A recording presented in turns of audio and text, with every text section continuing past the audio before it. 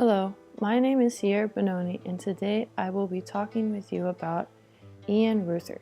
Ian Ruther is a Los Angeles-based photographer who has taken a new spin on a very old photography technique called wet plate.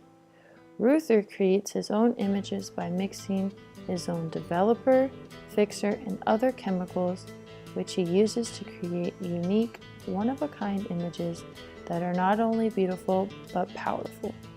Because Ruther is using a type of processing that is unpredictable, many of his images have processing imperfection and chemical marks.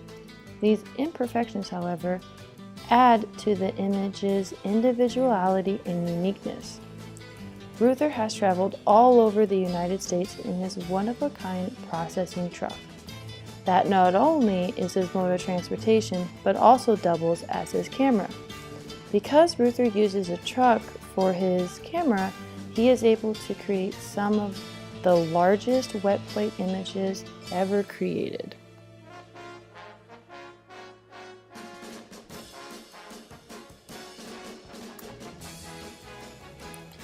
The first image that I wanted to talk to you about is called Valhalla Transcending. I believe that it's one of Ruther's most powerful images. The way that the train tracks pull the viewer deeper and deeper into the image is not only powerful, but mesmerizing. It also gives this viewer this feeling of a long, endless journey into this void, which is this lake. And this void, I feel, can even speak to this endless journey of life that sometimes seems absolutely meaningless. However, yet we continue on and on.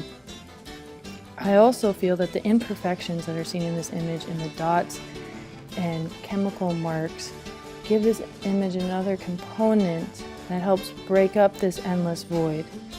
The imperfections also go at opposite direction of the train tracks, which helps break up the vertical lines of the train tracks, because you have dots and imperfections going in horizontal directions, diagonal directions, so it gives the image itself a more dynamic composition.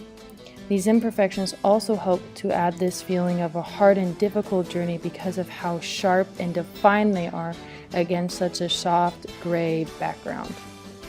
The second image that I'm going to talk about is named Dark Side of the Moon. My favorite part of this image is all the imperfections all along the image.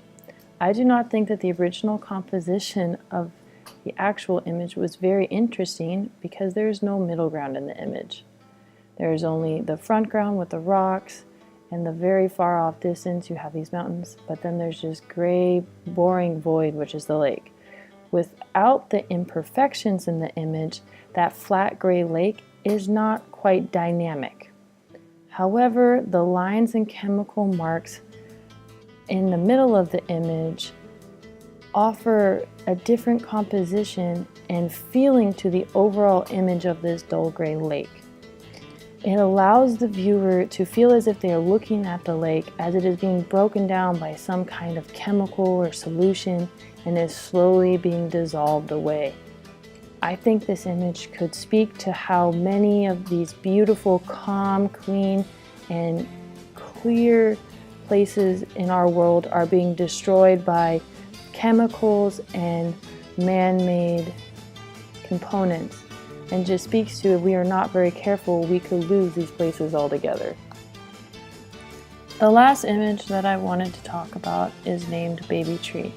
The most powerful component in this image for me is the juxtaposition of this weak, young baby tree with this fully grown, majestic, and strong adult tree.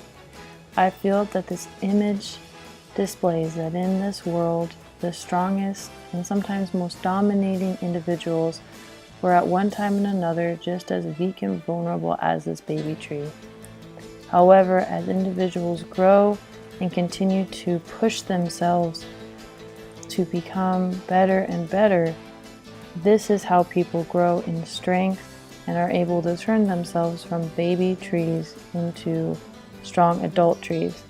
I feel that any person who has had to overcome great obstacles in their lives can connect to this feeling and image, whether it be a college student just trying to survive to get their degree, or whether it be a Little League soccer player who just wants to grow up and become a pro.